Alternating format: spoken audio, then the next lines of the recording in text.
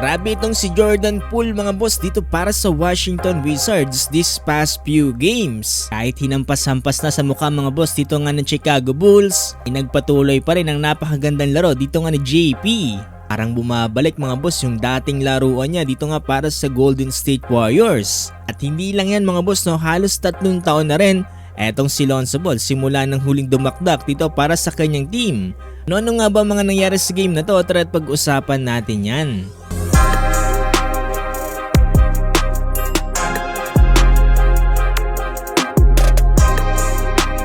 During kasi sa naging laban mga boss, ito nga ng Chicago Bulls kontra nga dito sa Washington Wizards. Etong si Jordan Poole mga boss na under 10-minute mark pa lamang, hinahanap na kagad ang kanyang momentum dito nga sa outside shooting. Ganda ng kanyang pagkaka-step back 3-pointer kontra nga dito kay Zach LaVine, pasok nga yan. Etong malupit mga boss, no, halos 3 bantay ang nalito dito nga kay Jordan Poole dahil nga sa kanyang ginawang move na to. Ski itong si Josh Giddey mga boss, no, great defender din to. Walang nagawa dito sa ginawang move ni JP, easy layup nga yan. Dito sa second quarter under 5-minute mark, eto grabe yung pagkakampas ni Nikola Vucevic dito kay Jordan Poole at talagang bumaon dito yung mukha ni Jordan Poole dito sa ilalim ng kilikili ni Nikola Vucevic. Papanoorin natin itong replay mga boss, no, kitang kita nyo naman yung mukha ni JP, no, lapat talaga yung ilalim ng kilikili dito ni Vucevic pero hindi yan magpapapigil dito kay JP mga boss, no, muling tumansya dito nga sa 3-point line. Dito nga sa 3-point line, naiwan yung bantay mga boss, ganda ng pagkaka-step back 3-pointer, pasok nga yan.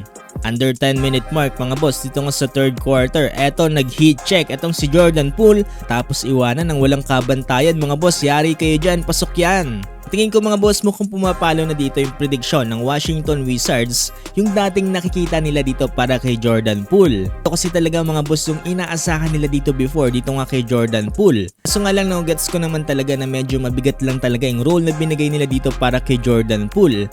Kaya medyo matagal-tagal din bago siya nakapag-adjust, no?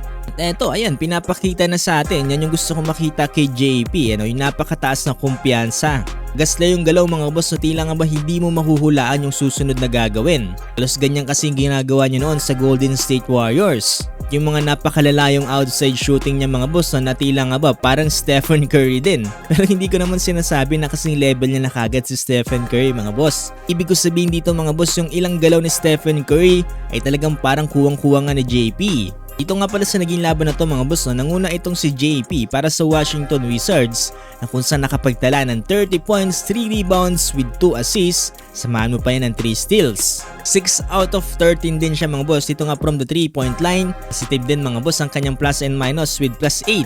At ito pa mga boss ang hindi mo inaasahan na gagawin ng isang player na nagmula rin sa napakaraming injury. Under 3-minute mark kasi mga boss dito sa third quarter, eto nagkaroon ng isang napakalupit na steal dito nga si Lonzo Ball. Napakabilis tumakbo mga boss para sa kanyang two-handed slam. 3 taon na nating hindi nakikita na ginagawa ni Lonzo Ball dahil nga sa surgery after surgery after surgery na nangyari dito para kay Lonzo Ball. Grabe mga boss, no, hopefully magpatuloy na maging healthy itong si Lonzo Ball. Ang sa gayon ay bumalik na talaga yung kanyang laro. Kapagtala nga pala si Lonzo Ball dito sa game na to ng 5 points. Tapos nga palang laban na to panalong Wizards 125-107.